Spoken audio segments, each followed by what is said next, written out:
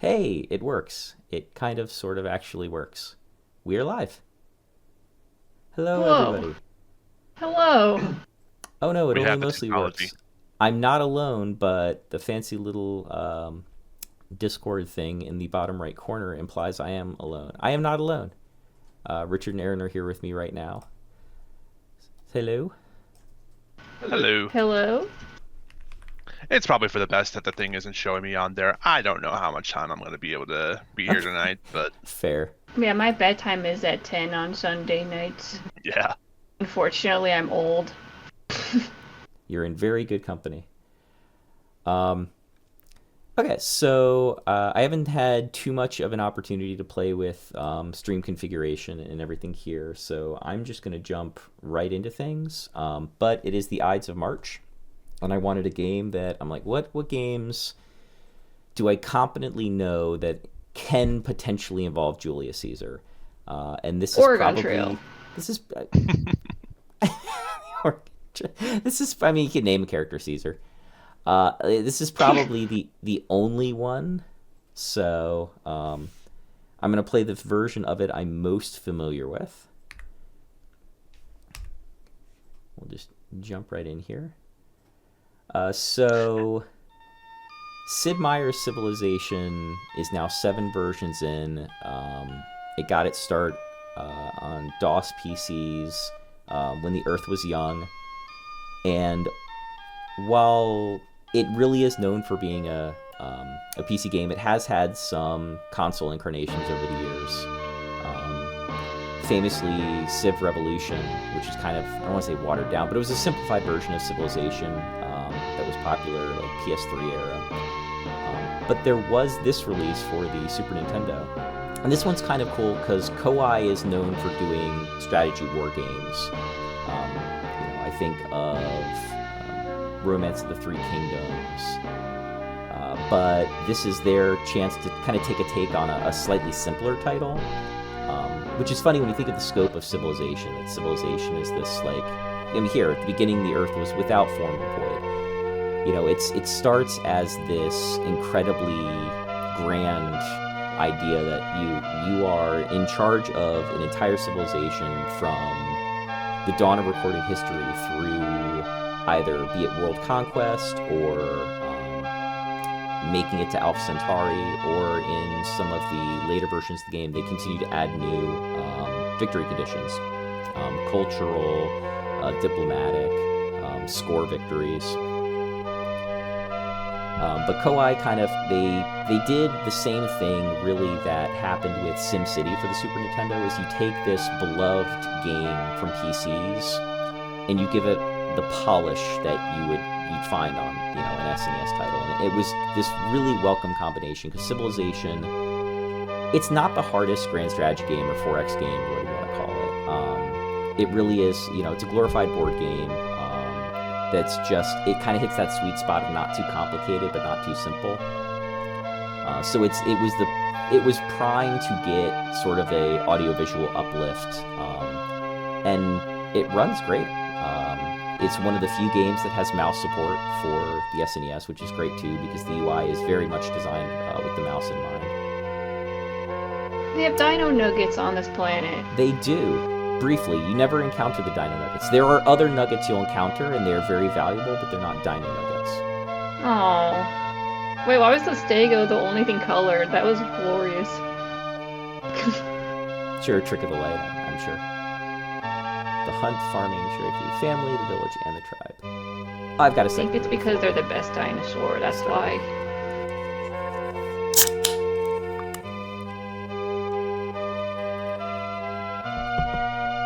I've never seen this Civ before. I'm amazed how few people have. So, Civilization. I think a lot of people are familiar with the original DOS version.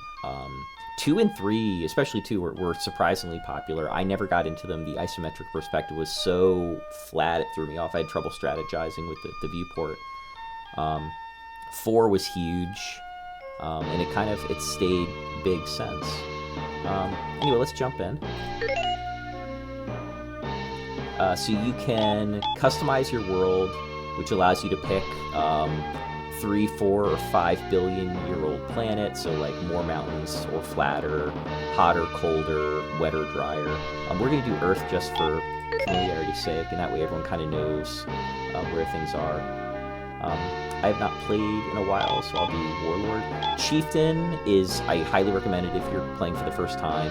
You get 2 settlers instead of 1, which gives you a huge, like right off the bat, that's a huge advantage. I'm going to assume that I'm not so bad at this that I need that, but I will also probably die in this short stream tonight, so if there are 7 civilizations in there, of course we have to play as Roman. Alright, so leave our Now, name as I is. have never played a Civ game just wholesale. How robust is like the options for your civilization in this first one here? Surprisingly, Rome was one of those tribes. But a very strange thing was about to happen. We're actually going to have an apparition who's going to explain the game to us real quick. Appeared before Caesar, the young leader of Rome. We have a mission. It's funny because this reminds me in a way of Evo, Search for Eden, has the same thing where there's this like galactic Gaian goddess force who selected you for some reason to be like a champion to go forth and rule the world somehow. Alright, so here's the beginnings of civilization. This is where we're going to learn kind of the basic stuff. First is irrigation. Irrigation is we can have one of our settlers take a piece of land and irrigate it, which means we get more food from that same spot of land. And the more food you have, the better fed people are. The better fed people are, the faster the city size grows. Second is roads. Roads increase the speed of not vehicles, but anyone moving on it. You get to you spend a third of the movement points to when you're going along roads. And then mining, which increases the number of raw resources that come out of a space. And mining is necessary to increase the speed you build things. We'll see a lot of this when we get into the city menu shortly, but you collect one kind of icon, food, mineral, or gem, and those then get cycled into like second order things, that is to say scientific progress or money or population. Many things await us in this world. So now go and spread civilization throughout the earth, exclamation. Alright. This takes a while. This is the one place where the SNES's processor is really not up to speed. Even with the pre-gen Earth map, you spend a minute here just kind of hanging out while the world's being populated. It happens to the best of us.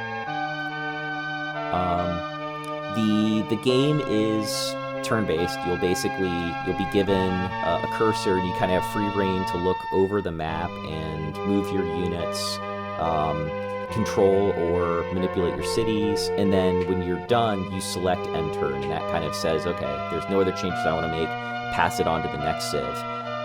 And the civs go, there's an order, they all just kind of cycle through, and you take turns. The computer turns are automated. The only things that'll happen during computer turns is obviously their military units can attack you, or they can attempt to negotiate with you. One of their leaders reaches out to you. All right, so here's our starting screen. We have our one settler. He's blinking here. So let's do this. I'm gonna click in space first. The first thing I'm gonna do. It looks like we're playing Oregon Trail. There's a wagon bit, right? and everything. A little covered wagon. Yeah.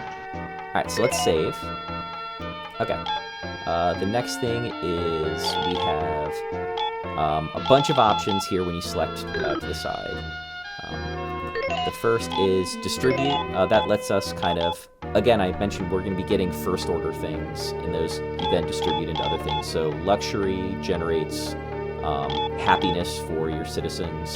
Tax brings in revenue. Science lights up that light bulb. When that light bulb fills in, you get a new technology which increases your ability to produce stronger units or build more advanced buildings. Hey Dan, I think we should learn from our current world and try to make these people happy. Aw. Okay, so advice, this just gives you kind of how you're doing. We're going to wait a few turns before we look at advice because there won't really be much there to look at. Revolution, this lets you switch your form of government, anything from dictatorship through democracy. There's 5 in the base Civ 1 game. Information to tell you how it's like a score check. Jump lets you automatically go to one of your units somewhere on the world map, because as you eventually have a lot of units, it can be easy to lose track of what's where. World map gives us a view of the world. We have a very limited view of the world right now, because we can only see what we've seen. There is fog of war in this game. Option, I'm going to leave the advice off. I'll leave the rest of this on. Okay. You'll also notice around us we have some spaces. There's some ocean here, some grasslands. We did get a nugget. This rock here, this is a hill with ore. This is grassland with a nugget. This is plains with nothing and plains with a horse. If I select an empty space, we can see this is ground. Ground can produce 1 food or 2 food if it's irrigated. Horse does not change the food it produces, but horse is huge for additional shields. So you'll see we get 3 ground production if there's a horse there, and we get 1 trade if a road's there. And 1 trade for road's pretty typical. Building a road on space usually makes it worth 1 more trade. The other thing to note is that the government can affect your output. Anarchy means you have no government at the moment. Dictator is the default everybody starts at. Monarchy, communism, republican democracy need to be researched, and those can give additional benefits. Republican democracy, their benefit is they tend to produce additional trade. Monarchy and communism help kind of keep people in line. Dictator also does, but it has the lowest production values. People are not that motivated to work for dictators. Okay. Is that horse a tank? All right, so now we have kind of the tough decision. We can either go explore in search of what's around us, or we could just build right here. This is a pretty good spot for a city. So we're going to, I think, defy the old saying Rome wasn't built in a day, and literally build Rome on day 1. When you select a settler, you've got move, which you can go in any of 8 directions, city to build a city, road to build a road, irrigation to irrigate the spot you're on, forest, if you're on a plain or grassland and you want to plant trees, you can. I should remind everyone that donating to us on Patreon or here in our stream will donate trees as well. Wait means do nothing that turn. Sentry means hang out, and if an enemy gets close, activate the unit. No order just means do nothing. And disband is throw away the unit, which we don't do. We'll do city. So let's build a city. Rome it is. So in 4000 BC, our little dudes, Romulus, Remus, all their friends, piled into this little valley in Italy, or what was not yet Italy. And there's I'm still Rome. confused why the horses are shields. Oh, okay. So now that we're in a city, that's actually a good site. It's a perfect time to explain shields. So as you can see, you have your city. Our population is 10,000. This is what we're currently building. Militia. It takes 5 turns to build it. We can change. So we could build another settler. We could build a militia, which we need. We need some sort of military unit. Or a barrack, which means when you build a military unit, it's automatically a veteran. Rest 10, need 10 means that we need to produce 10 shields, and we're still 10 to go. So we still have 10 out of 10 shields to build this unit. And if it takes 5 turns, I suspect that means we're generating 2 shields a turn. So if I go over to the space, yeah, sure enough. So this is our city at a glance. Our city is generating 2 shields, 1 from each of these 2 spaces, 4 food, 1, 2, 3, 4 food, and 1 trade. So that results in a surplus of 2 food. We have 2 food to feed our citizen and an additional 2 food. That means that in 10 turns, because it's rest 20 to 20, so in 10 turns, Rome will go from a city of size 1 to size 2. 2 shields means we have 2 shields of production, and 1 trade means we're satisfying 1 trade. We're generating $1 in tax revenue right now. I could take this space off, and so my farmer becomes either Elvis Presley, which generates luxury, a tax collector who generates tax, or a scientist who's going to generate science points. As it is, I do need to put him to work. I think I'm going to put him to work on the horse, because that's going to generate much more shields. I'll still grow. Yeah, that's the fastest growth I've got right there. Yeah, okay, so we're doing that. So we're going to put him there. We'll grow the city a little bit slower, but in exchange, we're going to get that militia in 3 turns, which is much quicker. I want to do that because our city is currently undefended, and that's really not good. Okay, so now I'm going to take our unit here and move down. Ooh, a fishy. So when I move, I clear the fog of war in these directions. This is actually one thing where I might jump back into my city menu real quick and do city. And we're getting 1 and 3. Here we'd get 2 and 2. So that might be the next place I go to, because you'll see then we start producing knowledge, which means we'll start being able to developing tech. Alright. So we'll do end of turn. Okay. So now we're going to irrigate. Cycle another turn. And another turn. These first turns go pretty quickly, because here's our military unit. We'll have him move out and explore. Alright, so this is our little boot of Italy. So this should give you a decent sense for the scale of the world. It's not that big, right? Italy is all of, like, 6 spaces here. Alright, so then just kind of move in a couple different directions. Ooh, a gold bar.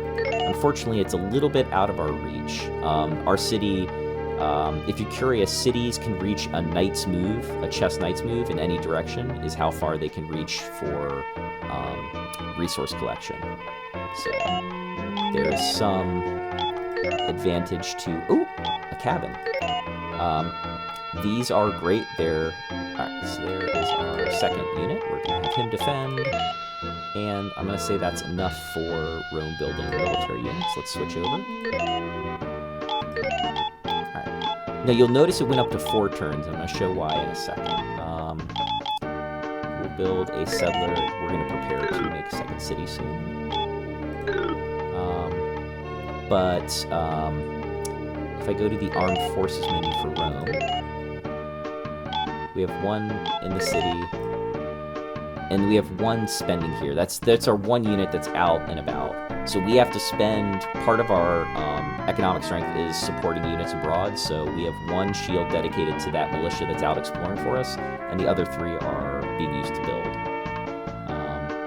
So if you do make a big, expansive military, one of the consequences of that is it slows down your ability to build stuff. And there you can see the 1 being spent here at home. Alright, let's save, and I'm saving because these huts can be anything. They can be, have some free money, have a new technology for free, get a military unit for free, found a new city. It can literally be like, oh, hey, we're now a new city, congratulations. Or it can be, the worst of them is, you have been attacked. Like, the clan were bandits and we're attacking you. So you definitely You can get Christopher Columbus this early in the world. You can, I wouldn't say this early in the, but you can develop naval tech pretty early with like triremes, and then kind of cruise along the coast and find additional places. All right, so here we go. What do we get? The clans have presented us much pressure. Okay, that's fine. It's probably 50 usually. Yeah, so we went from 6 to 56. Not great, but the nice thing about that at least is it's going to give us some padding when we start building buildings, because buildings have per turn economic costs. So that should give us a little bit of resilience. Oh, witch discovery, sure. Okay, we now have enough knowledge to start speccing tech. Knowledge. Yeah, so laws will let us build a courthouse, which makes angry people less angry, weirdly. Map making is to build our boats. Masonry lets us build city walls and the pyramids. Bronze work lets us build phalanx, which is a great defensive unit. Writing lets us build libraries. Burial gives us temples, which can be used to increase happiness. Riding lets us do cavalry, the wheel, chariots, and pottery lets us build granary.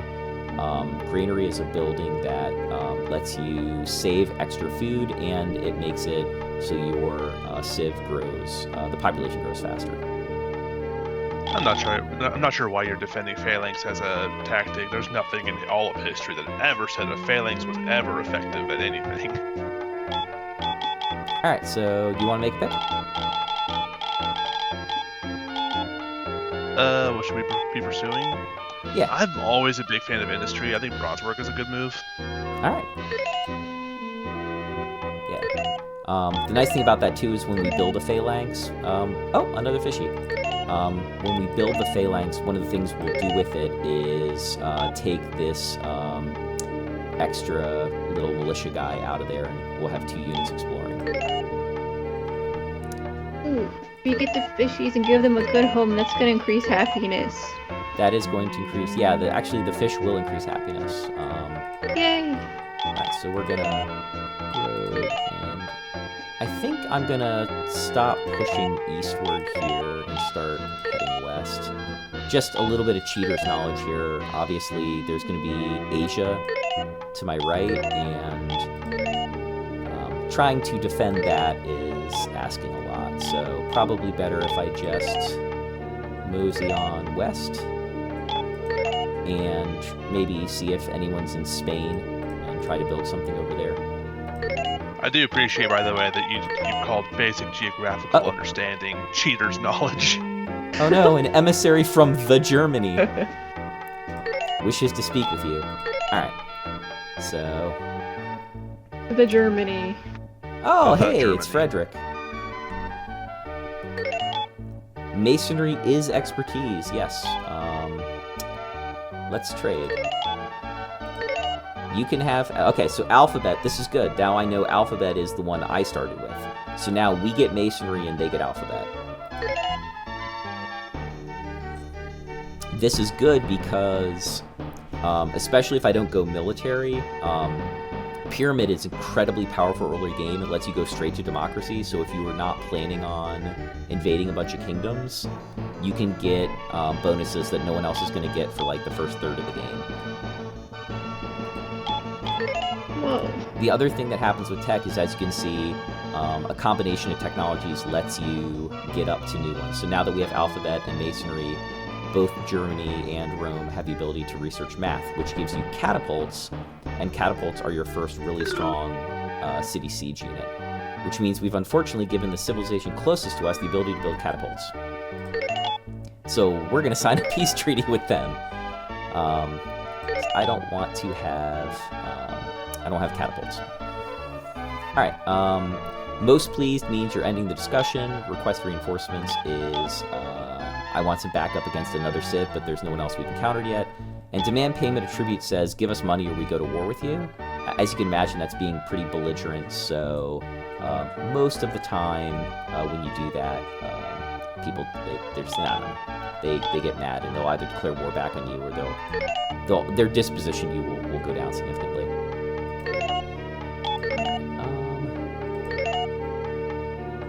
The other thing I need to do here is I need to kind of math out... now, I'm going to do this. It won't do anything, watch. A unit may not move from one square adjacent to an enemy unit to another square also adjacent to an enemy unit. The exception is diplomats, caravans, naval and air units entering and exiting a city. So cities and military units create, they essentially create this friction that you can't just slip between them. They do kind of act with like a zone of control. So I have no choice now but to kind of sashay my militia all the way around. I'm going to slip down to the Iberian Peninsula here. Alright, and I do think I'm going to end up hanging out here. It's a much more defensible position.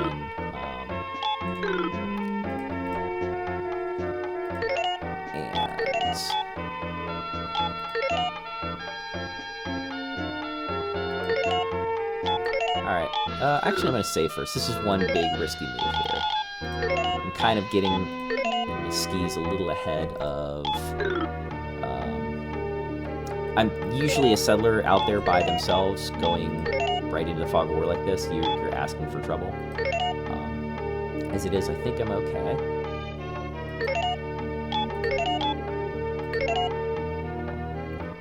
Alright, and let's city up.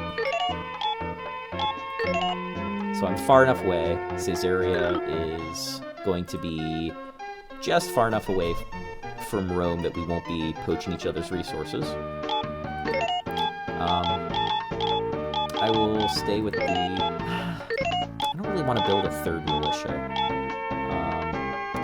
I'm going to just start churning resources on a city wall, but I will probably switch at some point.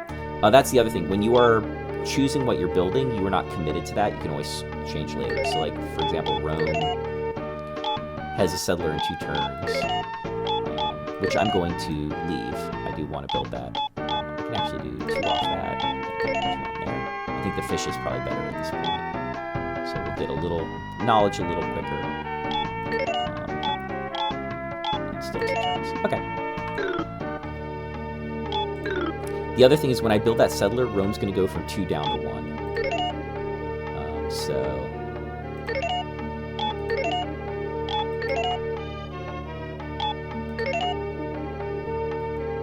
In Rome, they've made a settler. Right, so let's have them start working on the pyramid. Again, probably not going to actually build it, but gives them something to do. Now I need to kind of enforce a little zone of control here. What was that? Put them to work. Yes. So this settler, I'm going to have them do a little bit of work building up Rome.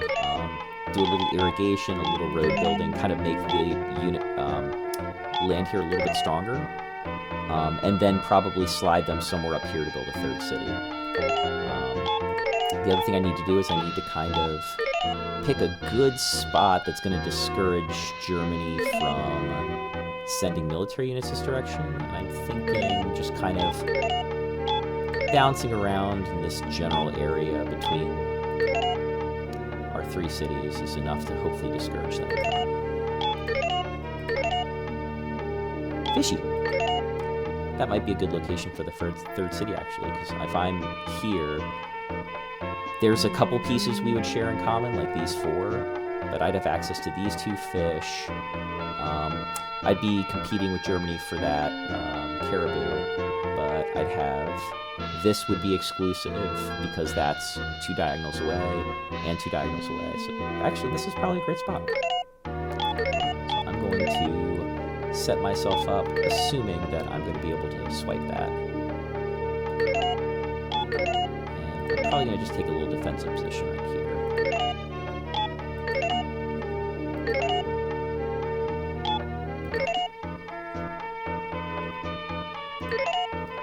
There we go. So we're going to do defense. Now there is a settler here.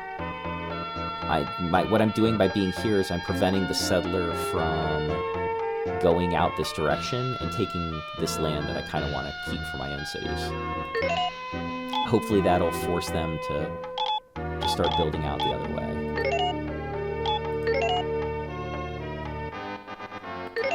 Bronze work has been discovered. Awesome.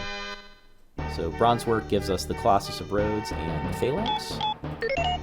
and unlocks currency and ironwork. At this point, I'm going to... Oh, what do I really need to do right now? I probably need to do math. I hate to say it, but... If Nobody Frederick wants to decides do math when they're playing games. Yeah, well, if Frederick decides to build catapults, like, that puts me in a bad spot fast. Caesarea is going to switch from the city wall to the one-turn phalanx. Yeah. The one-turn phalanx. That's a waste of 10 shields.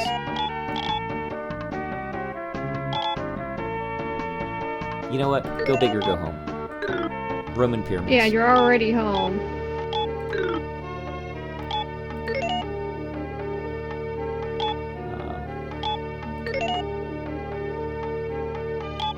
Okay, so we're just skipping a few turns real quick here.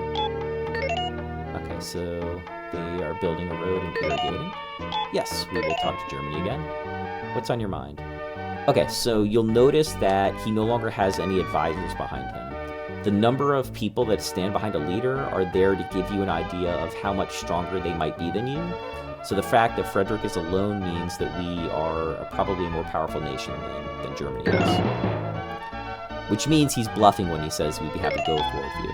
So if you teach us bronze work, we will spare you. Yeah, that's not going to work.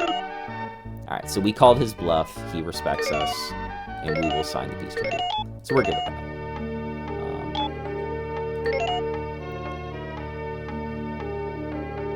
Okay, so we are getting close to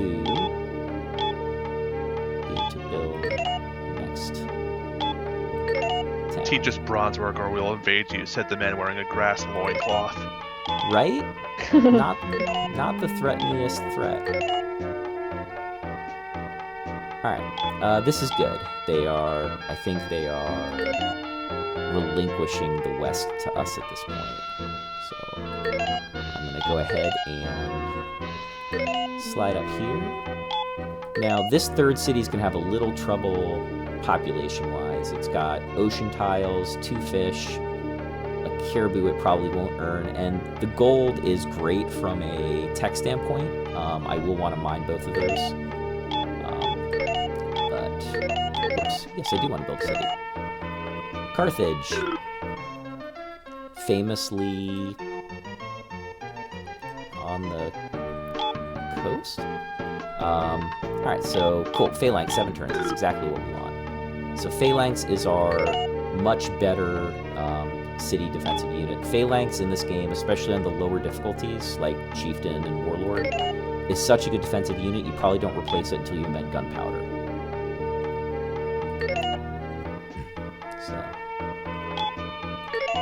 So, you see, we've kind of carved out a nice little nook for ourselves here. We've already got 3 cities. They're humming along.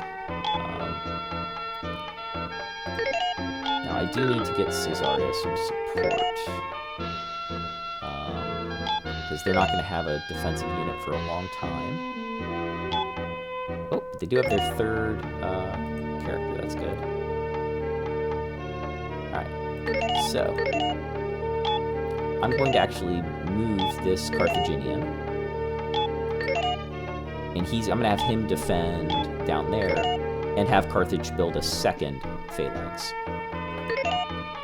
Now what I can do is bring him here. Alright. So now Carthage will work on another one. But I'm going to select home city. That means that the guy that I built up in Carthage is now going to consider Caesarea his home. That's important because now, when I have him defend his home, he does not consume resources. When he was a Carthaginian and he's not in his city, they're basically spending build points to support him defending another city. But if I remap him to Caesarea, then that's it. He's good there. Alright, so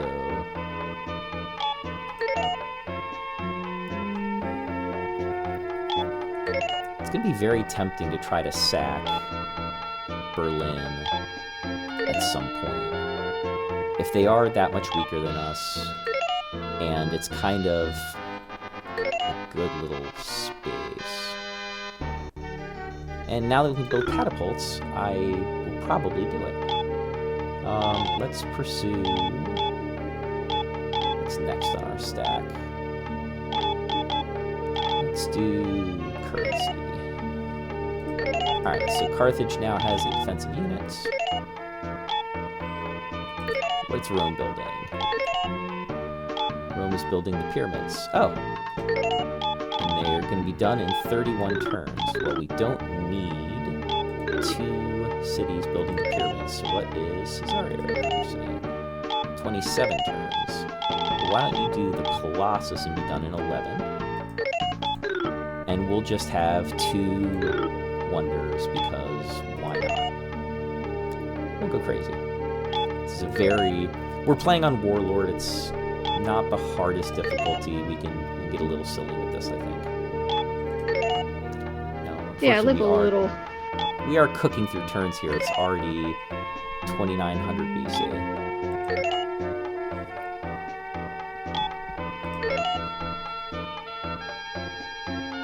Oh, right.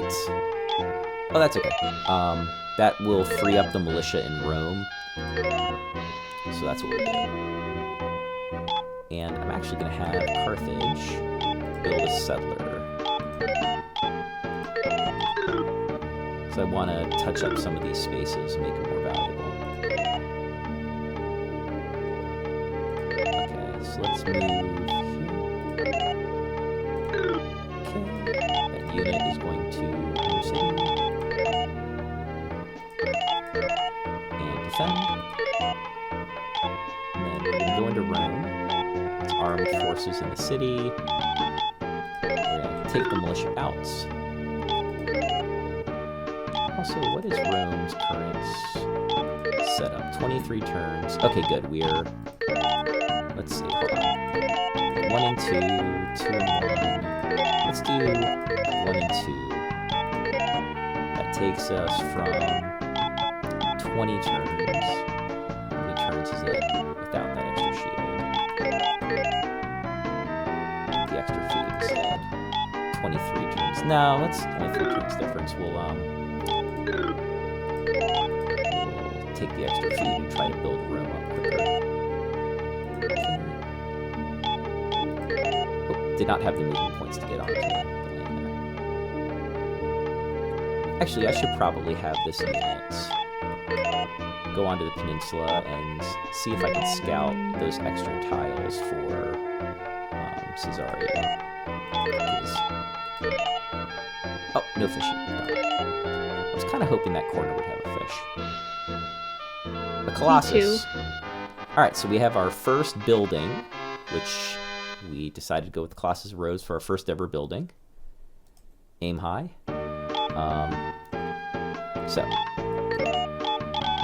The Colossus of Rhodes. We can't click info here, can we?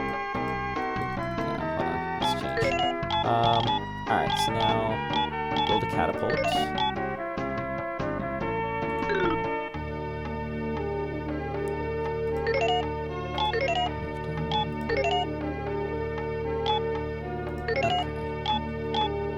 see. Information. Top 5 cities. Alright, so we have 2 of the top 5 cities in the world. That's a good sign. Looks like Thebes and Babylon are the 2 largest civs. And we have the only wonder thus far. I believe the Colossus of Rhodes gives 1 free trade in each city. So, like, we're getting 1 extra arrow in each city, which means we're getting either an extra $1 a turn or an extra point of knowledge.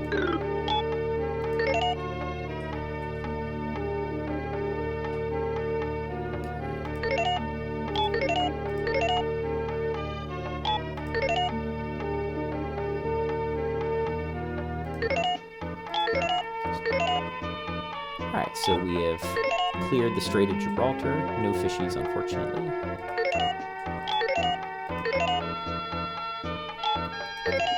Wow. No fish for Spain anywhere. None. You are a fishless people. I feel for you. They probably don't have very high happiness then. Actually, I think everybody in my cities right now is completely neutral. So if you go to city, you'll notice that I have all green farmers. They are neutral, and that's because I'm a brutal despot, so they know better than to speak up, because we haven't changed government types yet, and I'm not producing any luxury goods to make them happier. Currency lets me build the marketplace. Marketplace increases the amount of currency gain in a city. Next, we're going to do too early for construct. That gives us aqueducts, but you need those to grow your city beyond size 10, and we're not even close to that yet.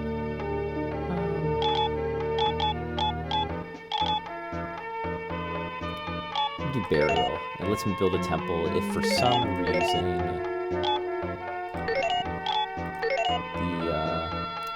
the citizens start getting squirrely, I can buy a temple and appease them.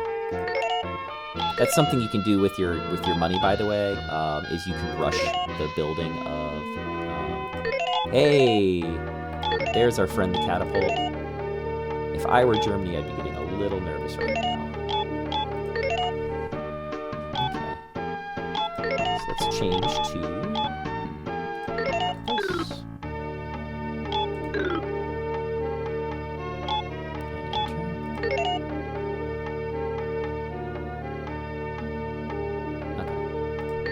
So now I'm going to move to this space, and you'll notice that it says we're bound by a treaty of peace with Germany. That means that that space, unsurprisingly, is being milled for resources. So if you attempt to move on top of a space that your opponent... oh, they're up to a 3 now. Yes, we'll hear you out.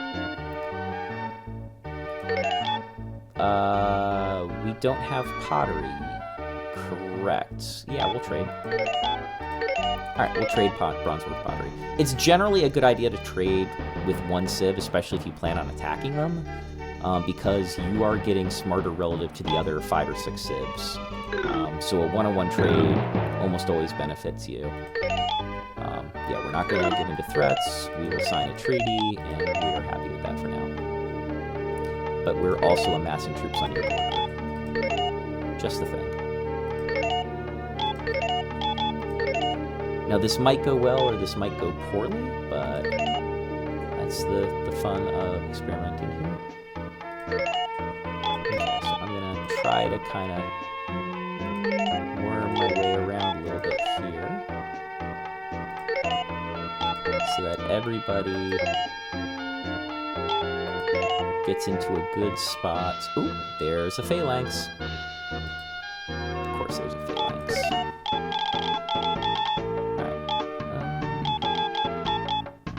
Start building granaries.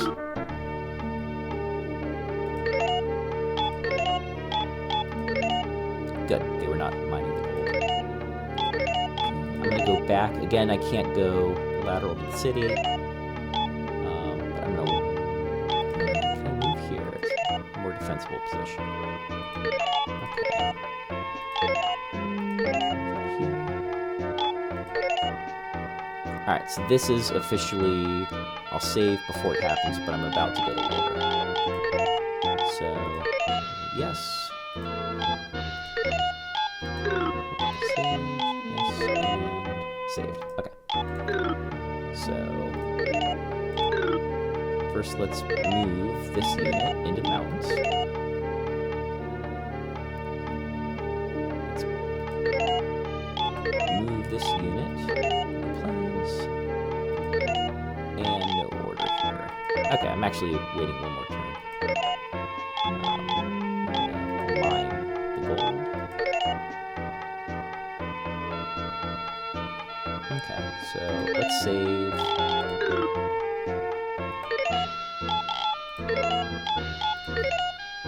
Alright. So we'll have the catapult go first. It's by far the strongest unit. It has an attack of 6. I'm going up against a phalanx in a city, which is going to have a good chance. 6 on 4 is like 3-2 odds. So maybe a 60% chance we win this fight. We're going to tear up the treaty. Hey, beautiful. we knocked out that phalanx. Now you'll notice the city is still defended, so this is where it's going to get a little uglier. We're going to send our militias in and hope they can take out the remaining unit. Hey! Uh-oh. So you'll notice the city population goes down by 1 every time you attack it.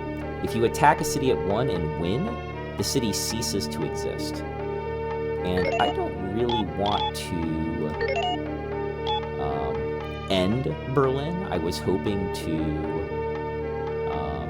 take it for free. So let's hold off a bit. Hey, that's what we wanted.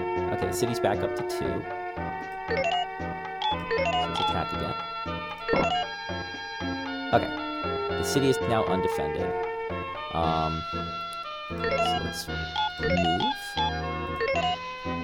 Keep.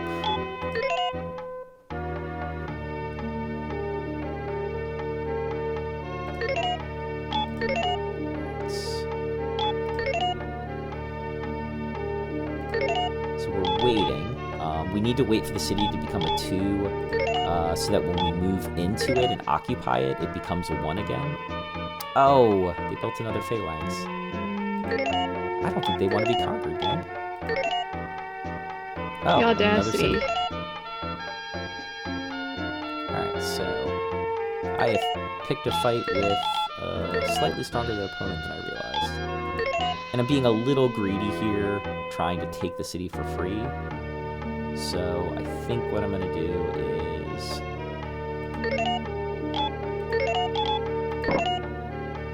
just destroy Berlin.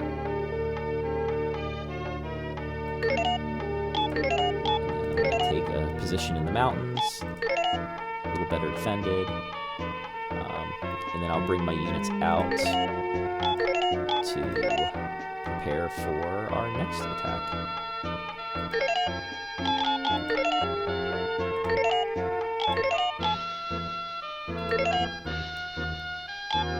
Roll up and see what we can do about that other purple city.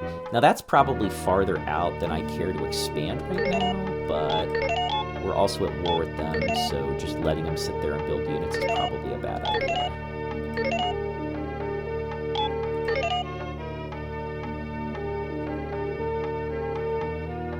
Our pyramid, great, awesome.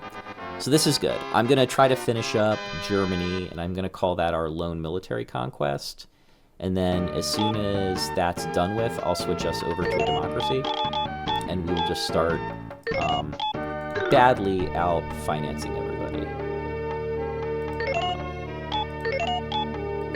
So let's move. Germany wishes to speak with us. We will accept them, yes. What's on your mind now? You are angered. You'd be happy to go to war with us. We're not, no. Now this is the sad thing. We're a despot, so treaties with us really mean nothing, right? So we'll go ahead and sign it, and we're going to demand tribute. They will not submit to that kind of threat. But we are now technically at peace with them, which is nice because it lets me roll troops right up to their border with no fear that they're Without us, they wouldn't have even known how to read that treaty. That's true. We She's right, did you know. teach them the alphabet. Okay, advanced civilization first is wrong. And we have just learned burial. I say we employ this new technology immediately on our friends from Germany. Alright, let's go ahead and do the wheel. We got a marketplace in Caesarea. Alright, so we're going to be able to start really making more money. And that's good because as we start producing more money, we can tax our citizens less. And lower taxes means we can put that money towards luxury goods or scientific research. Chad wants to know what we're playing as. This is Rome. We are Rome. It is the Ides of March. Playing as Rome was the only sensible choice. Okay.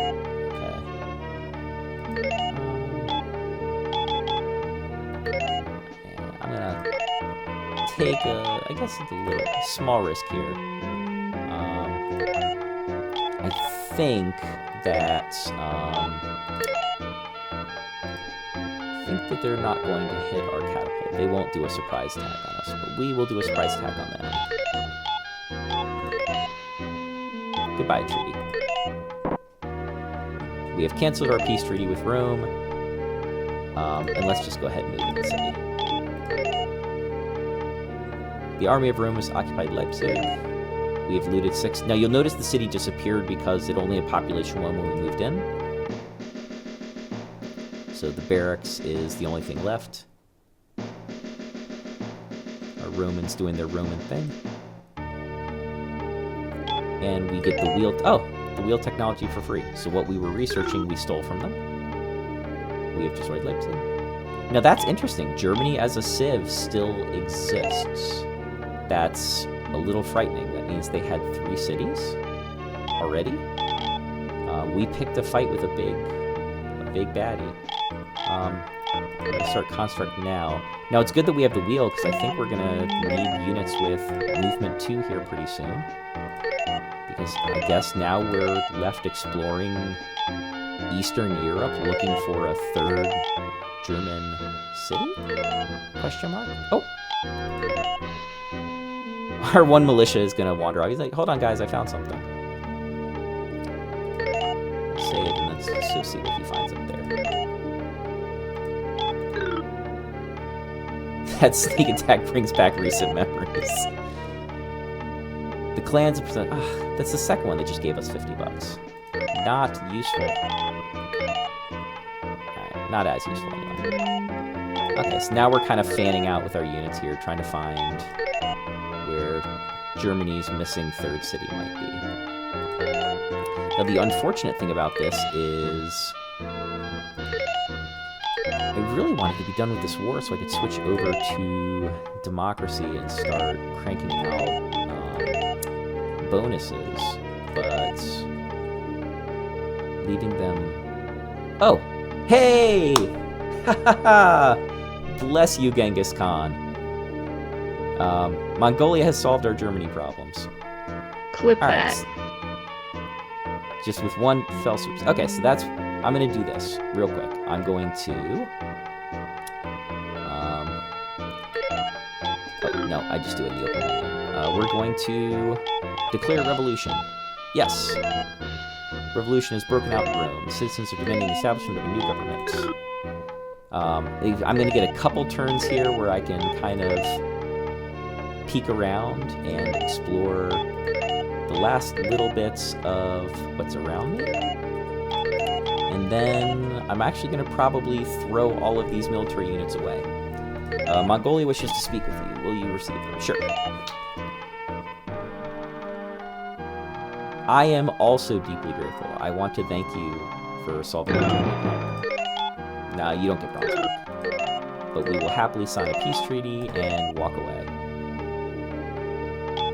Alright, so that means we are basically good on that front. Oh, hello Babylon. We have found Babylon. Alright, so here's Hammurabi, and if he's there, it probably means that their civ has Africa basically to themselves. We'll trade for writing. And they can have math. So once again, I'm giving a 2nd civilization catapults because I have no survival instincts. But we will sign a peace treaty with you too. Alright.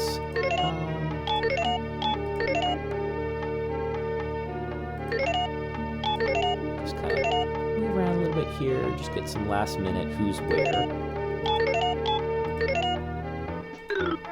And irrigates. Alright. I'm going to get the option here pretty soon to choose my form of government. And one of the things that's going to happen when I choose my form of government is my citizens are suddenly going to realize, now that they are part of a democracy or a republic, that they really hate the idea of me having military units out all over the place. So they're going to start being unhappy and protesting in the cities. And it means I either have to bring those units back to the home, or just disband the units. So I'm going to probably disband a couple of them and bring others home. I'm also going to start building temples because I know... Here we go. So we're going to do Republic. We're playing as Rome, so it'll be the Roman Republic. Political form of Rome, change Republic. And let's start...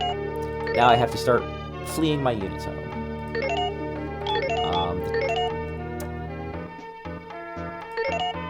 The catapult's not super useful to me now that I'm not going to be declaring a lot of surprise wars. But yeah, see, now there's violence in Rome, the city's in panic, people are protesting, they have rights and they are exercising them. We have 2 unhappy people, and the source of those 2 unhappy people are, unsurprisingly, the 2 military units that we've got floating out in the open. And they're these 2, the 2 militias. And militias are not terribly useful. I really have no qualms with just throwing away the militias. Give them a fish. Okay, in the case of Caesarea, they've got our catapult, right? And that's what's upsetting me. So, I could take somebody off of working. As you can see, if I have one person being Elvis, then our one unhappy protester is countered by one luxury man. And the city would count as pacified, and so it would go back to working as normal. I'm going to... No, I'm just going to disband it. Like, really... I'm going to put them back to work. The temple will... Actually, no, let's just do that. We'll just buy the temple. It's only $68. That's even better. Okay. So the catapult can do its thing for now. I'm going to disband the militia. Disband the militia. And then what I think I'm going to do with the catapult, actually, is try to enforce some zone of control. Because I have another settler. I'm going to want to build a city with that settler. I need to find a good resource location for them. Okay, so there's my temple in Caesarea. Oh, I still have an unhappy Oh, because my, wow, okay, that didn't balance them out. Well, okay. I guess I do have to take somebody off of the job. Unfortunate. Alright. So that's going to cost me some production speed. What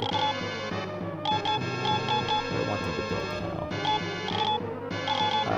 What's the size of the city? We'll just do a settler. We'll take it from 4 to 3. That makes sense. That'll pacify them too. Okay. So when your cities are rioting, they don't produce anything. So you want to solve riots as fast as you can. So we got both Rome and Caesarea back online. I now have one guy here who's probably going to park somewhere around here for a city. I guess this is a good spot. Knights moves to... Wow, actually, this is ridiculous. So I get access to these 3, not the caribou, but these 2 nuggets. There, yeah, okay. So I'm going to go park my catapult right here and just kind of squat on the space and hope I prevent other units from building out closer to home.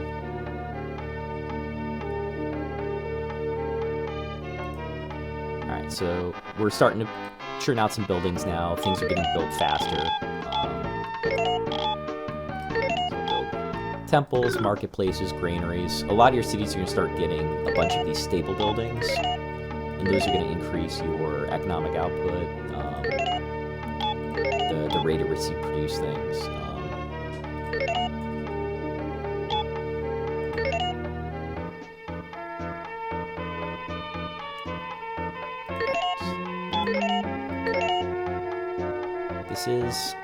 I will say this is going a little better than I expected it to go. Having not played in so long, I was expecting a bunch of travelers bring-ins or multiple armies declaring war on me.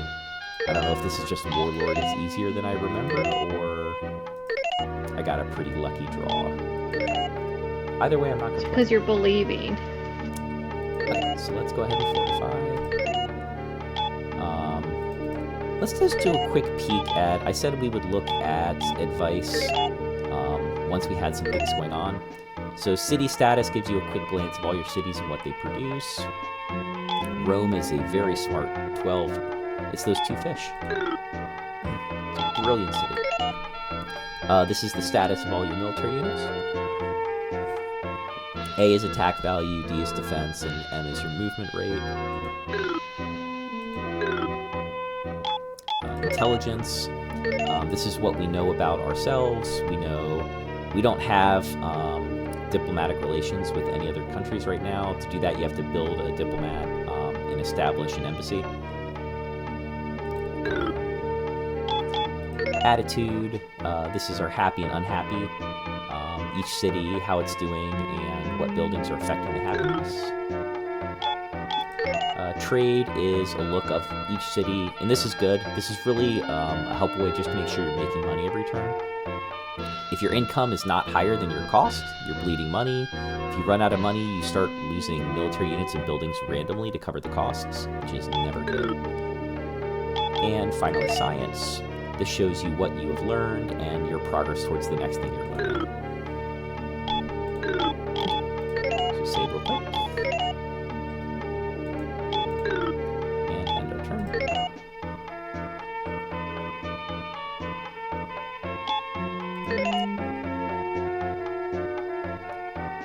Hey Dan, I'm going to sleep. Yes, thank you so much for bouncing in here and hanging out while I poke away at an old favorite. Yeah, I'm heading out of here as well, but enjoy the rest of the night, man. Yep, have a good one. We'll catch you around. Yeah, you have to win for the fish. I have to win for the fish. Do it for the fish.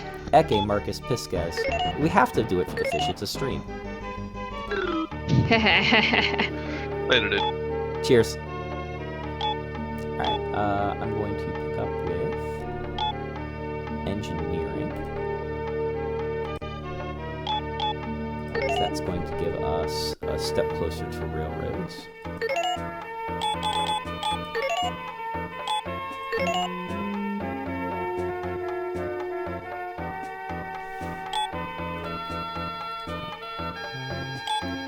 Alright, we're at, wow, still in 2000 BC. We're actually in pretty good shape timeline-wise. So now what I'm going to do is take this settler and kind of move around towns and do improvements. Irrigation. Here's my settlers. They can start building. Wow, they have terrible production. Guess we'll have them do another settler. Oh, that's right, because they have. So I'm doing that right now. That's okay. So I think the settler here, fixing up all those spaces, is going to be a big boon. Because right now that city's hurting. So we'll just get the irrigation, the roads, and the mining going here, so that these towns are a little more viable. Uh-oh, violence in Rome. Why do we have violence in Rome? So Rome has a massive supply of food. No anger from units. This is just corruption or city size, I guess. So, we're going to change from marketplace to Colosseum. We're Rome. We're going to buy it. Call it a turn. Now, the Colosseum should pacify multiple people, so that'll buy us, I think, a pretty long lead time for Rome not having any complaints. Also, the Colosseum looks a lot like a football field. You're still getting the dramatic music, but that does solve our problem. You can see that everybody has gone back to being happy, or content, rather. So the violence is suppressed again. So one of the best things you can do with the excess funds when you're holding on to money is just, it's a rainy day thing to make your citizens happy. I need to do a road there. If I remember. Whoops. Yeah. So roads and grass are going to add 2 trade. So I really want to make sure that every grass that I have that's city adjacent has a road on it. That includes the coal mine to my right. Rabble, rabble, rabble. Yeah, they get belligerent. It's the thing, like, when you switch to representative, like, republic or democracy, cities get belligerent so fast.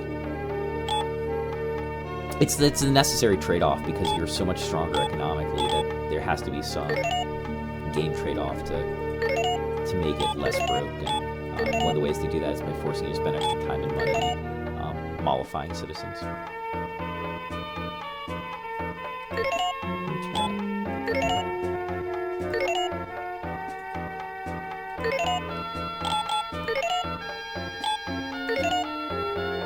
Alright, so we've got 2 settlers churning away on land improvements. We've got 2 viable cities and 1, I guess, exists. I really don't know I was gonna say, I don't know what's going on with Carthage. Its growth rate is anemic. Oh, because we're spending 2 food on one of our... Yeah. Okay, so we're treading water. 3 food is enough to just get by. Okay. That makes sense. Alright, so we need to get things going with that. Whichever one is Carthage's. Which one of you belongs to Carthage? I'll wait till you look at it. But whichever one of those 2 settlers is a Carthaginian settler, we need to build a city with them. So that we're not... This one, okay. So we're going to pass on building additional structures for now, and I'm just going to take them out to our little magical spot out there in that field and build a city, because that will get Carthage growing again.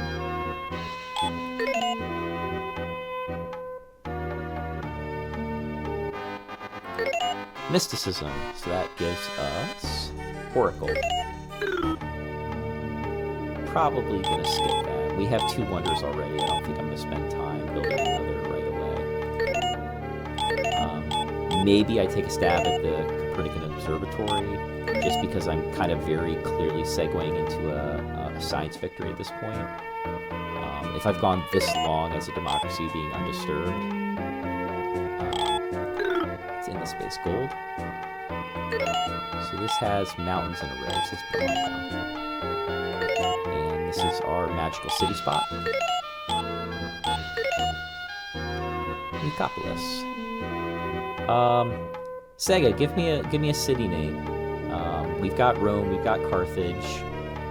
Let's get more creative here.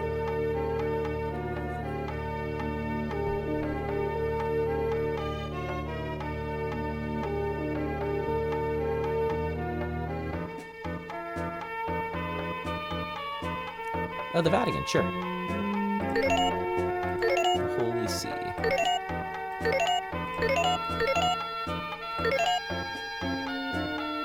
Just have to do, what, CTY to this? Nope, that is CTY. Great. Alright, it's a little out of place.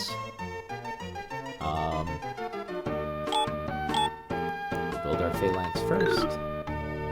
We're kind of, let's see, it's Italy, is this, so here's Scandinavia above us. Aw.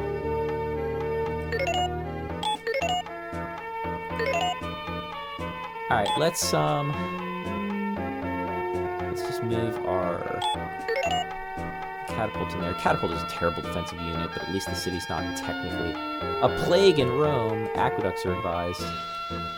Oh, we lost a person in Rome to the plague. There are random things that'll happen: fire, flood, earthquakes, plague. There's nothing you can do to stop the events, but there are buildings you can build that will negate the negative effects. So, for example, if you have barracks, I think that prevents against, I don't know if it's fires or something, but different buildings give you, it's like the insurances in the game of life, they give you protection against specific events. I mean, we'll build the aqueduct. We're going to need it anyway, because when you get to size 10, you need the aqueduct to keep growing.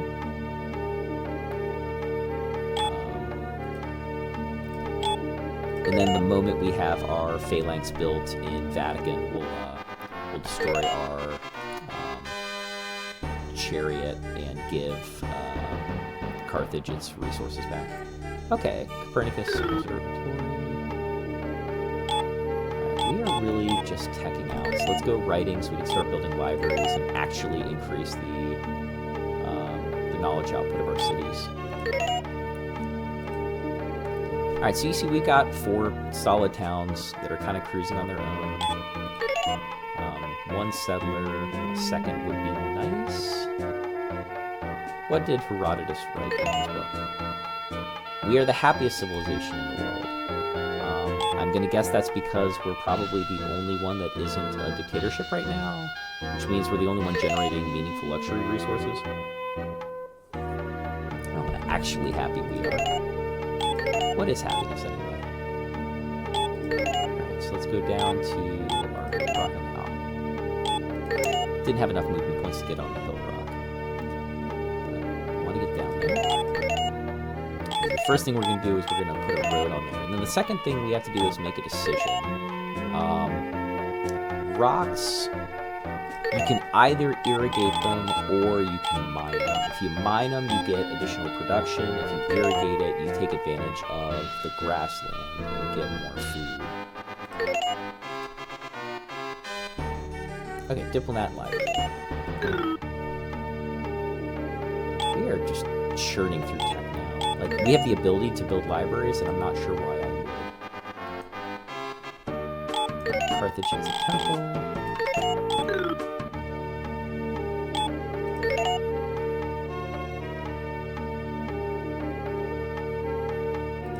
Okay, cool. Vatican City has its phalanx. They can go on defense, which means we can bounce into the armed forces here, activate the catapult, the veteran catapult.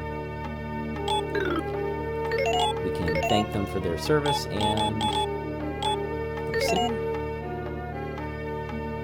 Alright, so now if we look at Carthage, Carthage is spending 1 for its own home phalanx and nothing else. Good. So Carthage should hopefully be mostly fixed. And look at Vatican City. And they're spending 2, which means they're not generating any. So yeah, they don't have the economic output to afford the extra units. So we're just gonna retire our veteran units.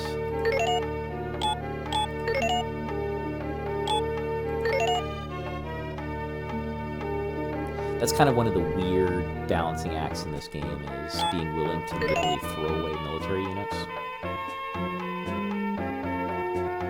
Oh, turn up the mic a little bit? Okay. Let me know if that's better. I don't have a monitor going on my own mic right now.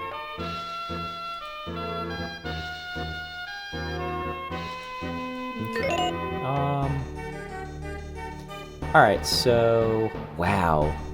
Okay, so adding irrigation adds 1 food, but adding the mine adds a pinch more? Sure.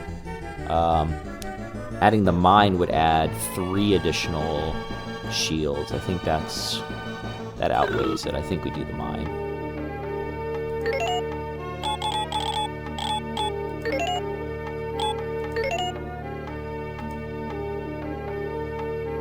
Alright, so Rome's getting big fast.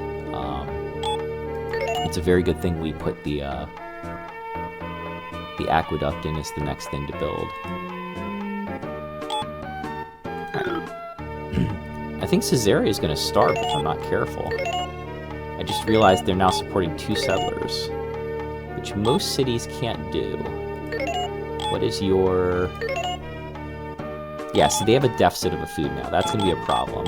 I have to put this guy to work.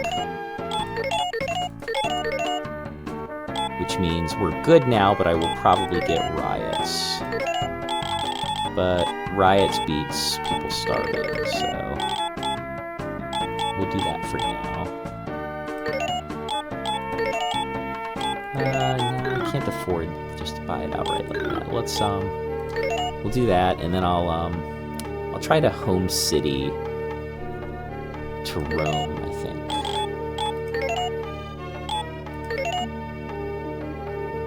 Oh no, okay. They're happy. All right. You know, if they're happy, I'm happy. We can live with this.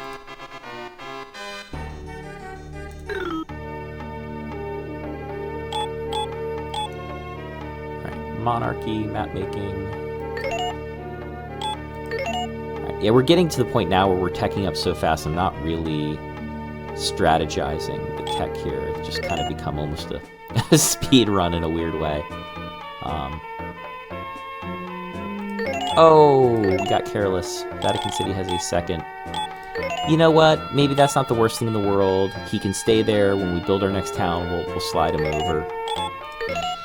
But you need to be thinking about your future. Let's guess we'll start with a granary, so we can get larger quicker and go from there.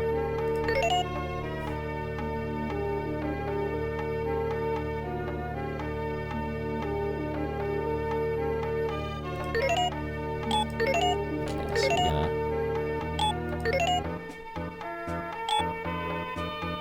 Okay, so nobody can do anything with these spaces.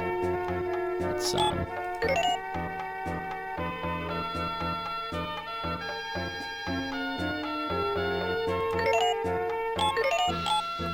just get out towards Vatican and start sprucing it up.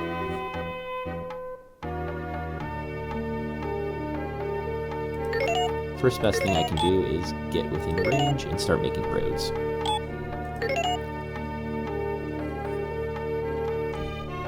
The roads between your cities are nice, and they absolutely help from a trade and military standpoint. But the roads around your city that provide city bonuses are actually more important. Okay. This I gotta check. Do I get anything for the road here? I don't, so there's no reason for me to put a road through the forest. It doesn't give me any benefit. So I can skip the forest entirely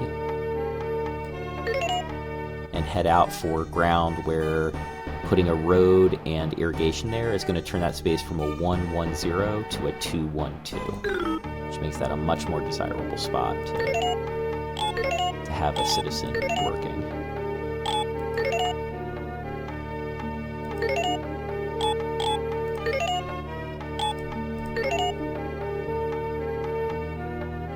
Oh, Babylon's been destroyed by Egypt. That is good and bad. I'm gonna lean to bad. Just means we have a warmongering civilization that just got through the civ that I know I was bordering with. So in theory, they've got a clear lane to me now. The other thing is we've been doing this long enough that naval units are absolutely a thing. So being in Western Europe doesn't automatically make me safe. You could get a shore action. All right, we'll build the library.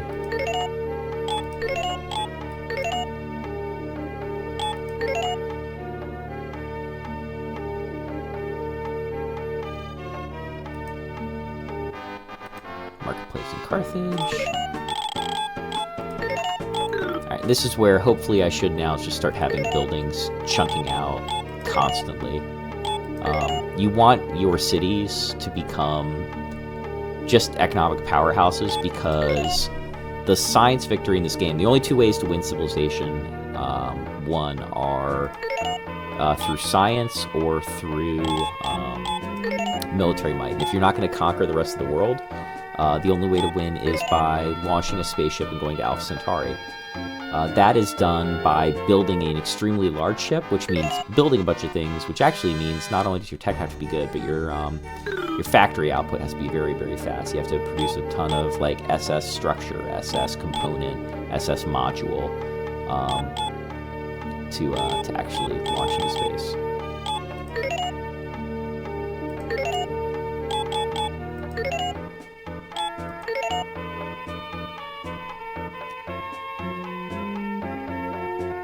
There's violence in Rome again.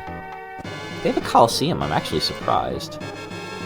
Alright, so 4 additional food. Alright, so let's change the library. Do it to a temple. We'll just buy it out. Costs almost nothing. There's no lost resources at that point, and it will just reset the next day. So Rome gets its temple, and its citizens is happy again. Just go back to our regularly scheduled library.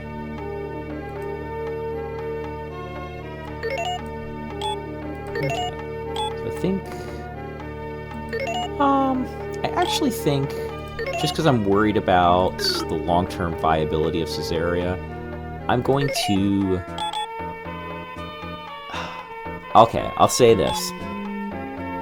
It would be antithetical for me to cut all these trees down when I'm literally streaming to raise money to plant trees. But from a strategic perspective, it would make sense to do it, but I'm going to pass. I'm doing well enough in-game right now that I don't think I need to cut the trees down. But I think this city having 1, 2, 3, 4 trees, a mountain, and a hill that's being mined, like 5 of their 8 tiles that they're surrounded by are like food scarce. It would probably be smart to trim the forest back at least a little.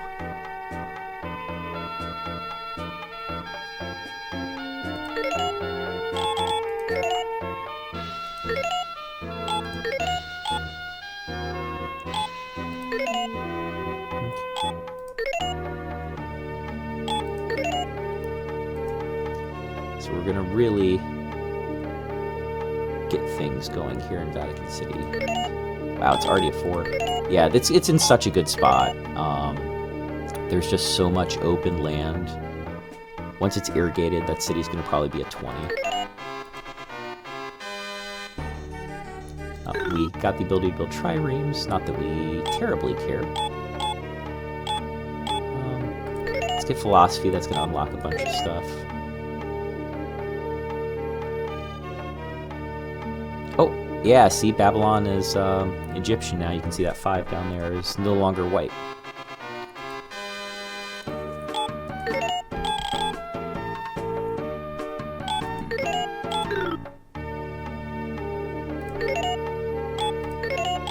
If you're wondering now, if this city here, or the settler, I cannot irrigate because there's no source of water. So what I'm doing first is just kind of putting all of these roads down for the trade bonuses. And then I'll follow up with a second loop and do the irrigation for the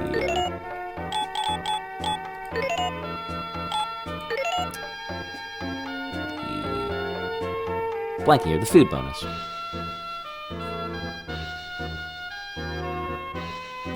Alright. Got Vatican City, got its granary.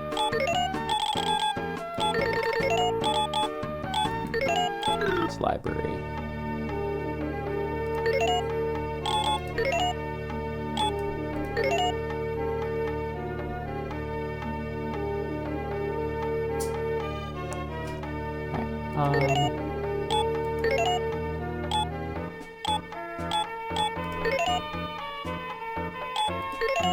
I think I'll probably show off a couple more things here before I call it. I do want to see if I can tech up to Railroad and show you what that looks like on screen. It's a little different from Roads, and it's got its own additional benefits. But since I managed to kind of stabilize the Empire here... Oh, you know what? I know the perfect cutoff for tonight. It is... Let's research... invention. It is... what? 840 BC. So, why don't I take things to the end of the Roman Empire? Temporally, and call it then.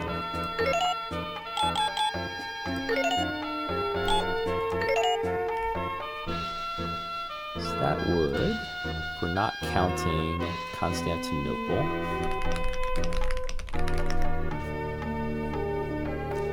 that would be the Western Roman Empire was in 476.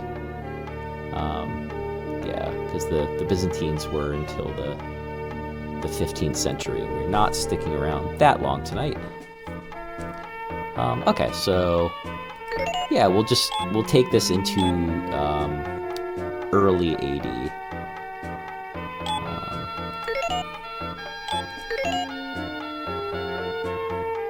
And then we can kind of compare where we are versus the traditional. Oh, Britain. Oh no. Oh, that is not what I needed to see. Nobody wants to see Britain show up. Not like this. Not with a phalanx. Outside your city. No. Alright. What's Lizzie want? Happy go to war unless we teach them math.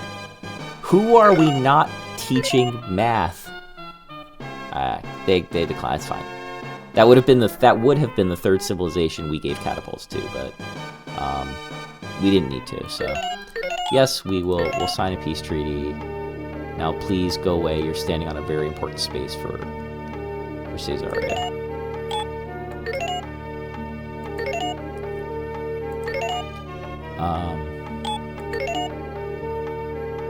But yeah, that's actually going to be a problem for us, because I don't need a major nation literally sitting on an island off my coast, desperate to expand. They fortified there. Jerks. Oh. That's going to be such a problem.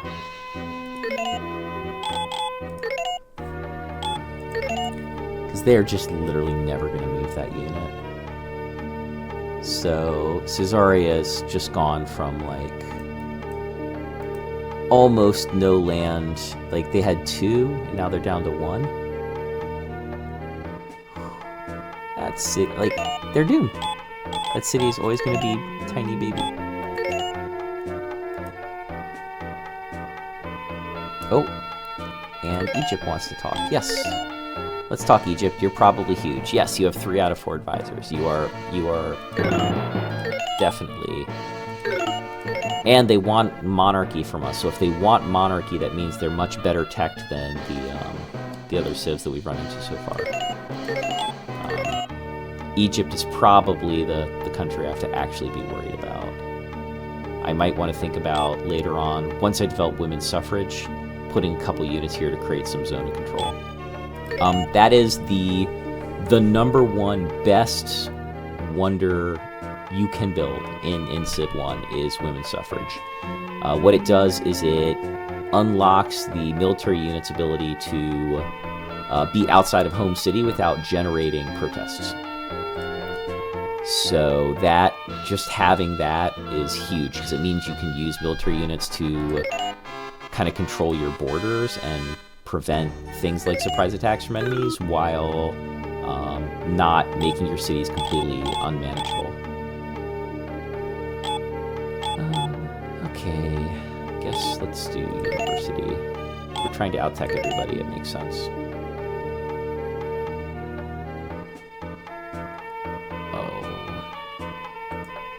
I really didn't want Britain to be in this game. I didn't need this.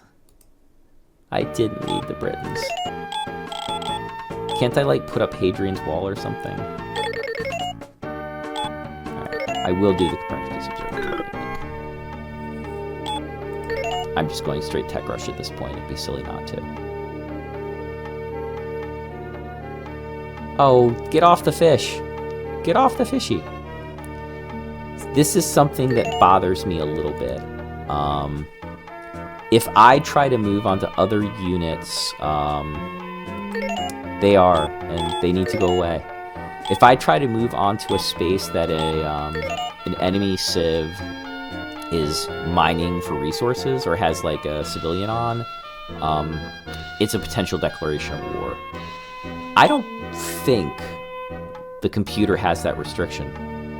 Is I feel like 100 times over, units just coast through spaces that I'm attempting to like exert economic influence over, like, and it just continues to go for nothing. So, like, that fortified phalanx sitting adjacent to my city is a joke. That needs to be gone yesterday. But I'm a republic now, so I'll never get rid of it. Research gravity. Be slightly ahead of the game there.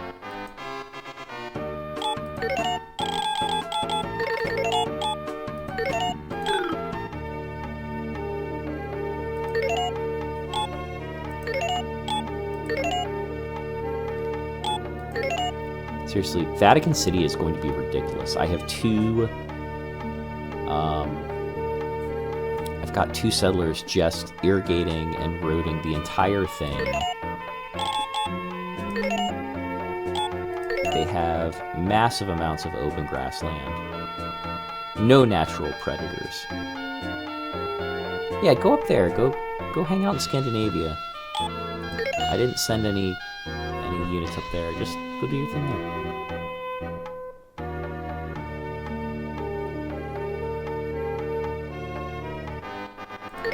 Alright, gravity has been discovered.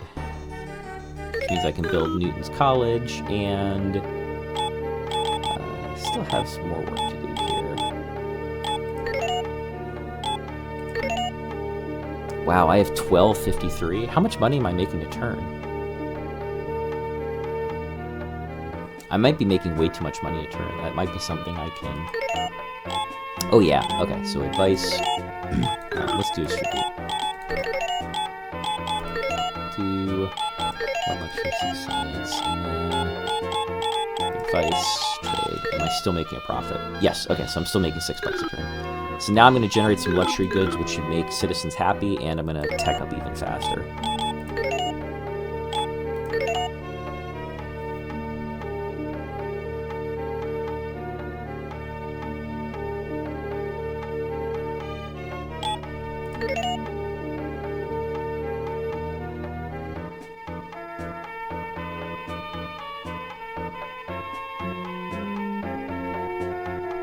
Here's our aqueduct. And again, that's good. That'll help with the plagues, and it'll let us get larger. We'll stick with the universities for now. I don't need to... What is going on here? You're just supporting 2 settlers, right? That's... Oh, they're starving now. Oh my god, they're starving. Oh, I am so mad at you.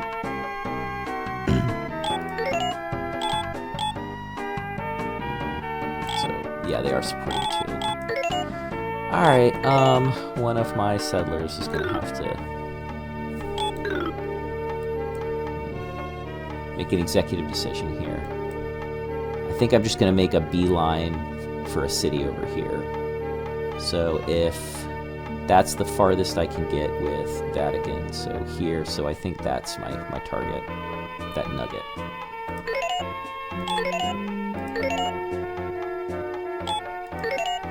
I don't want the Spanish to starve. That would be very bad. I'm supposed to care about my vast empire. Bridging, get us closer to railroads. Alright, so in 2 turns I should be able to have another city going.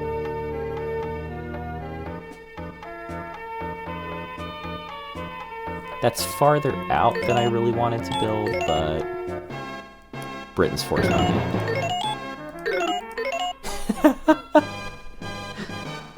I should have taken a screenshot of that.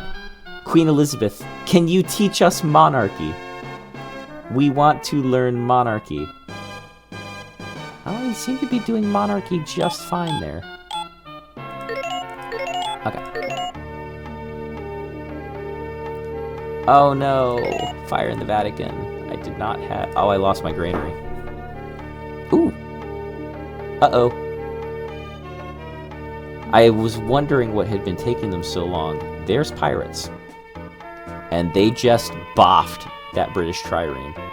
Which means we're probably next. That'd be a good time to save.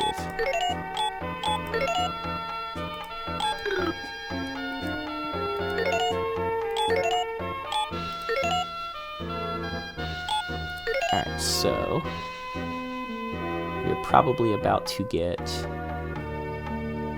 a visitation from a traveler's. Yep, pirates in the outskirts of Carthage. Alright, so unfortunately, they do two things. The first thing they'll do is they'll make a beeline for your nearest, the city that they're... Byzantium's fine. We'll start our Eastern Roman Empire. They're going to make a beeline for, in this case, Carthage, and try to sack it. The other thing is they are perfectly fine pillaging along the way, so we might actually lose roads, mines, irrigation that we've built outside these towns.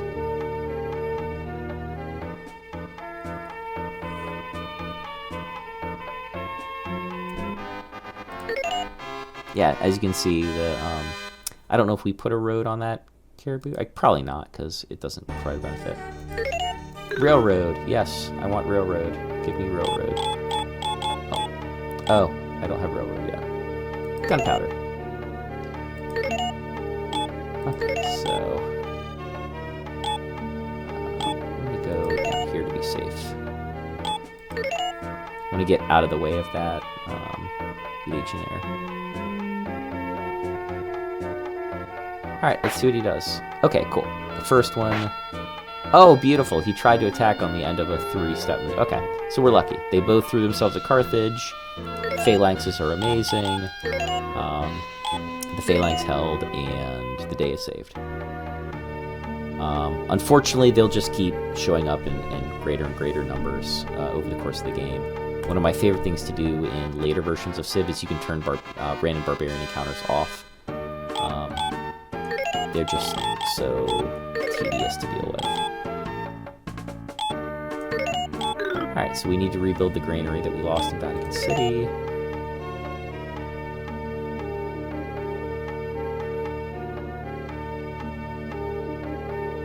Now we're getting close to the BC AD cutoff. We have 380, so we're winding down here. We should get a change of UI soon. One of the nice things that this version does is, as you go from era to era, the music will change, the graphics will change, so you get a nice little presentation change. Alright, gunpowder, 360 BC, not awful. Metallurgy.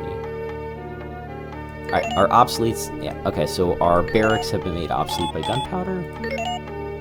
It's normal, that happens a couple times over the course of the game.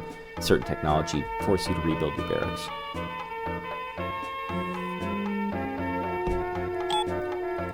So no surprise. That is a self-inflicted random encounter, as it were. Uh-oh. There's a settler in my vicinity. Shoo. Uh-oh. Oh, that's a problem. So,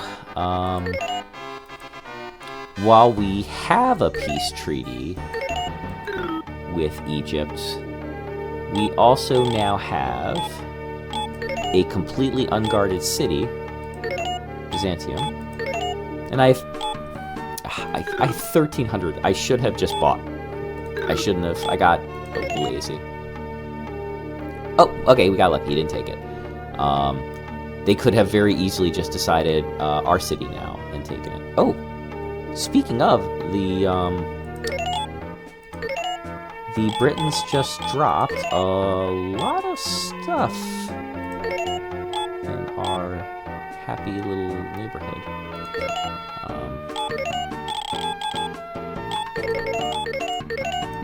Whoops, no. Slow down. Calm down, buddy.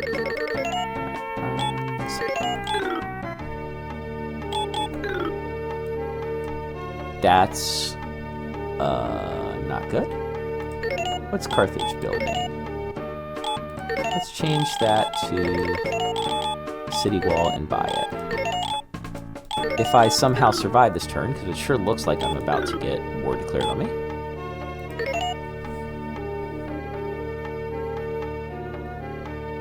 Oh. Well, what are you doing? Are you just going to squat on all of the places I want to do commerce? Is that what this is? You confuse me, Britain.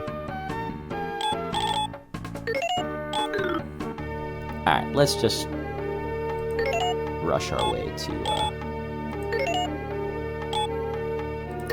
Now, I'm curious where Egypt's gonna settle.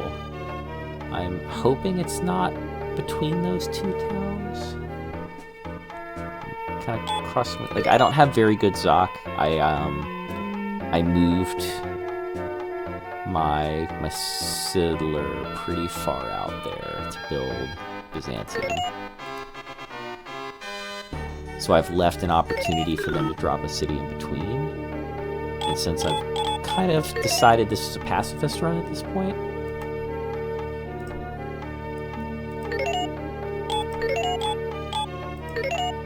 hopefully being here, yes, we will receive the Egyptian emissary, and this will hopefully...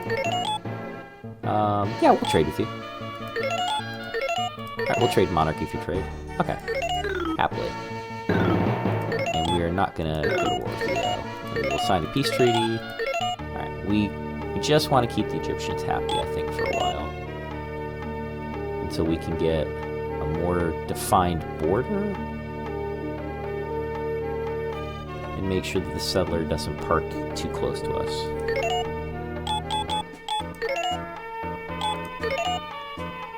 My hope is they go to the north or the east.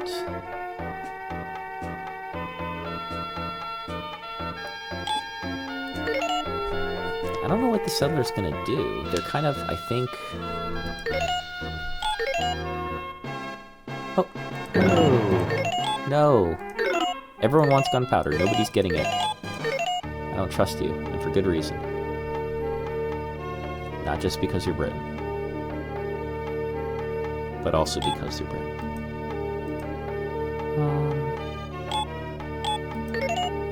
Yeah, I hate all these units just hanging out in my neighborhood. I'm hitting growth walls. I literally can't get these cities larger. Ooh, solar tech. Let's do medicine. We got our university. And our city with 3 people has a university. Well, no point building the aqueduct. I will never have 10 people in Caesarea.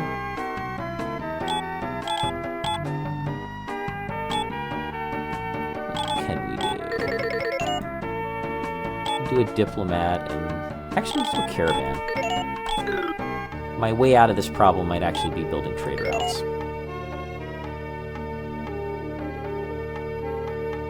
So caravans allow you to connect 2 cities with a trade route, which gives them mutual aid benefits. Lets cities kind of generate additional income in ways other than putting citizens to work. There's the granary lost in the fire. And you are going to need an aqueduct because you are going to be huge.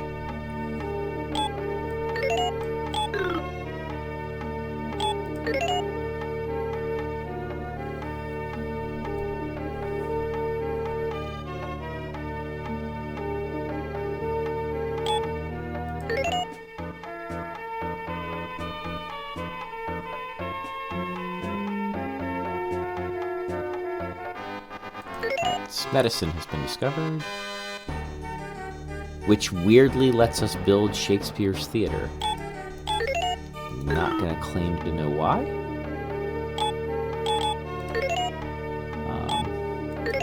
But again, pretty good for still haven't hit the BC-AD crossover yet. You're the happiest civ in the world as long as we can stay standing. Being established democracy for this long is going to kind of default us at first place for things like happiness and income at the cost of not really expanding all that much. There we go. Hey! Welcome to 1AD. So we get a nice UI change, we get the new music.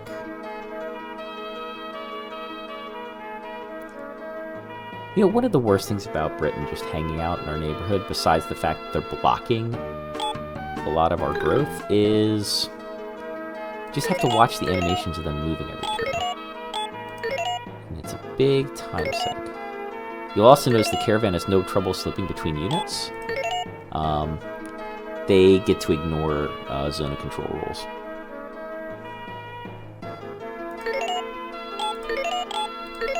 So I'm gonna coast that way. And they will have, hopefully, in far enough away that I can do a trade route with Vatican. If not, I'll just go straight to Byzantium. Establish trade route. There we go. Okay, caravan from Caesarea has reached the Vatican City and established a new trade route. There's some proceeds. And now if we go into our city, see, we get bonus trade from them automatically. So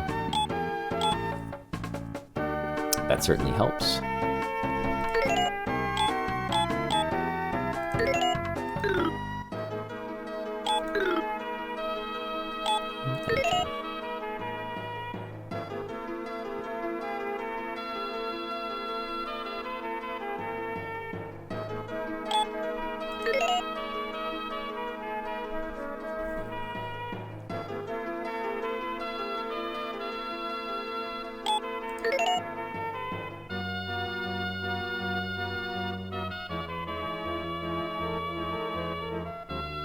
Mongolia.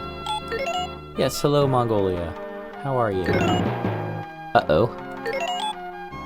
Alright, so this is different. When the civs basically roll up and say, "You're pathetic, give us money or die," it usually means they're strong enough to follow through on that promise. It's already 11, so I'm just going to go ahead and show this. Your actions are acceptable. Okay. So just show what this looks like. So the Mongolians have decided that it's war. Although now... Oh! Uh-oh. Oh, this is the beginning of the end, isn't it? So I'm now officially at war with both Mongolia and Egypt. That is a really awful, no good, very bad problem.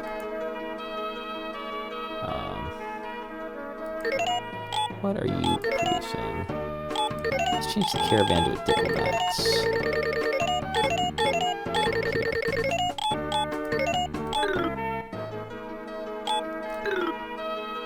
Let's see if I can spark a conversation with...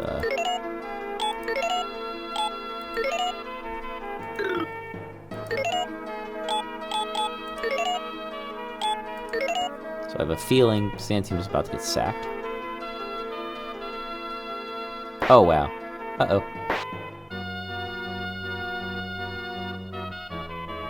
Rome's under attack by pirates. So I've had Egypt declare war on me. I've had Mongolia declare war on me. And now I lost all my food and production in Rome.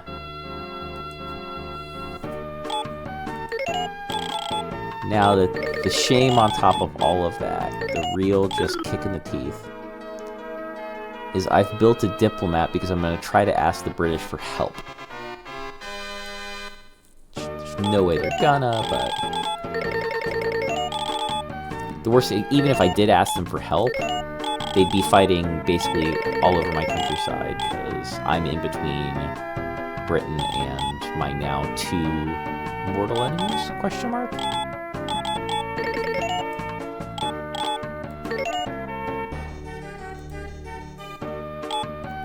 Can hit this little help button next to each thing to see what it does.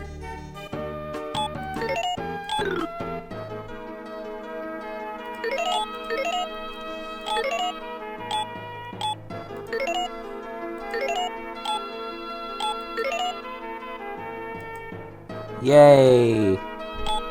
I wish I'd remembered I could have done that so long ago. Diplomats can bribe military units to switch sides. So I have... Finally... Wow, that phalanx just... Unbelievable. Yes, I will happily... Yes, Britain. I actually need to talk to you. This is important.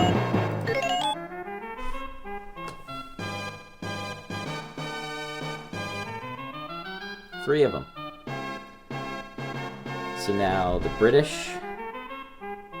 And... Wow. I think they want the stream diamond. I'm gonna pay... Lizzie. Yes, we're gonna sign a peace treaty, and then we're gonna request reinforcements, because this needs to be 2-on-2, not 1-on-3.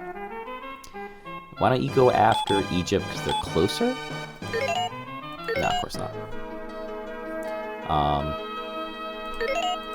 Alright, there is violence in Caesarea, because what, they have a unit outside the city? What's... Yes, that's why. So I will solve that quite easily. If you're wondering, because my diplomat was from Caesarea, the unit that they bribed to take over automatically home cities to there.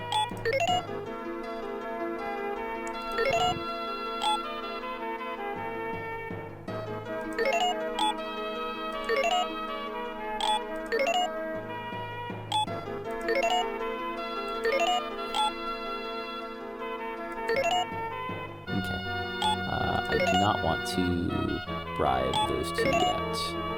I want to send the diplomat this way. I'm gonna see if I can do some mischief with Egyptians.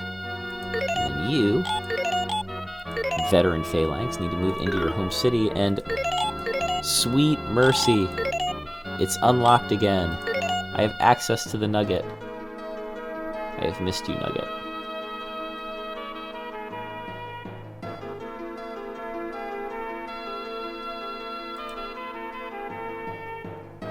Violence in the Vatican.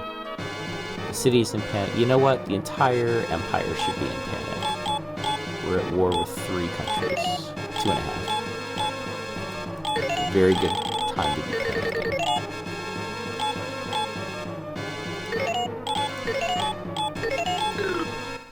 Buy the cathedral and solve that problem. Besides, Vatican having a cathedral just seems appropriate.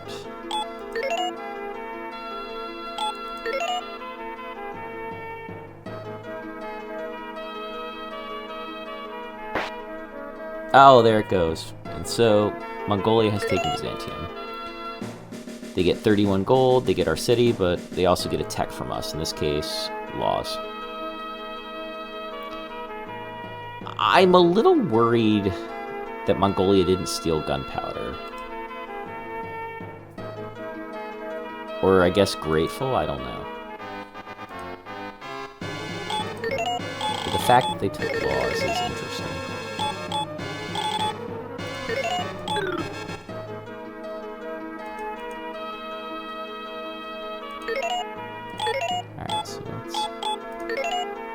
Beeline. I'm just going to make a beeline from the diplomat, and there's a chariot.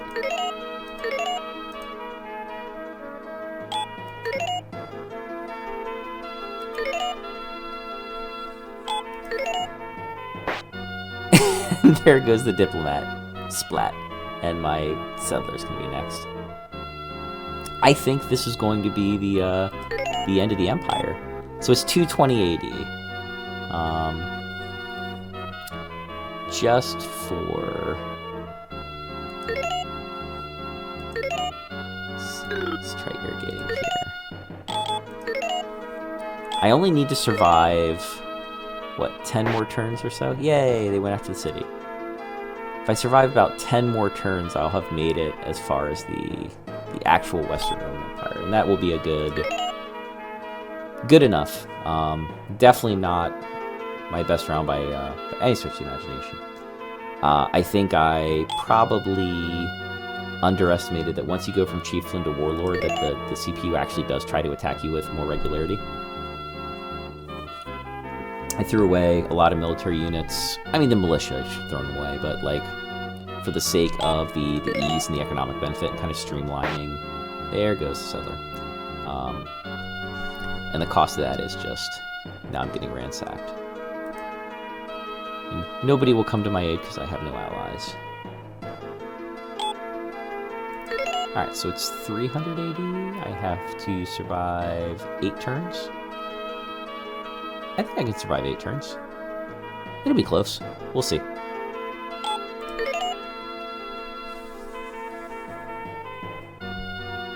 I guess I should be, like, building some military units or putting some city walls. Mongolia wants to speak to me. Yes. What's up, Mongolia? No. Oh, sweet. Oh, Mongolia, you are... But you've encountered Egypt, haven't you?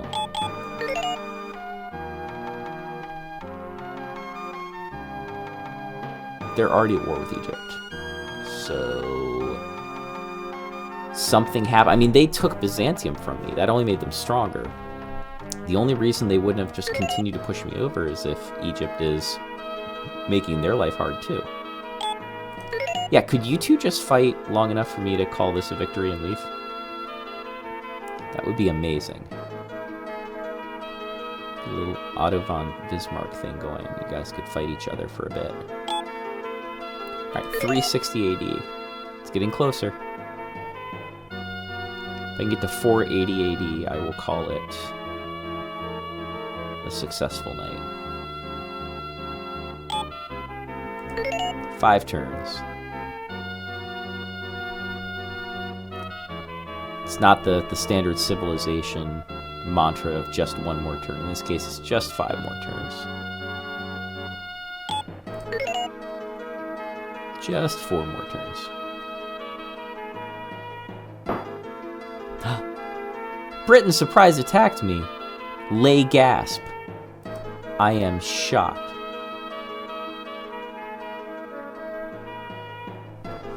Of course they did. They've only had a catapult parked outside of Carthage for 1,000 years. Oh, I can build explosives. I could end my own republic.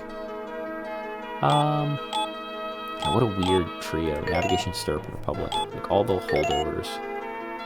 There's just something in each of those that's gonna restrict the tech tree.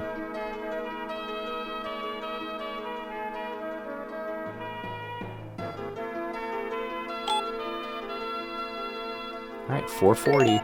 2 turns. Hey! Oh, look at that. Oh, look how much happier that entire area looks without British troops roaming around it. Here we go. Last turn.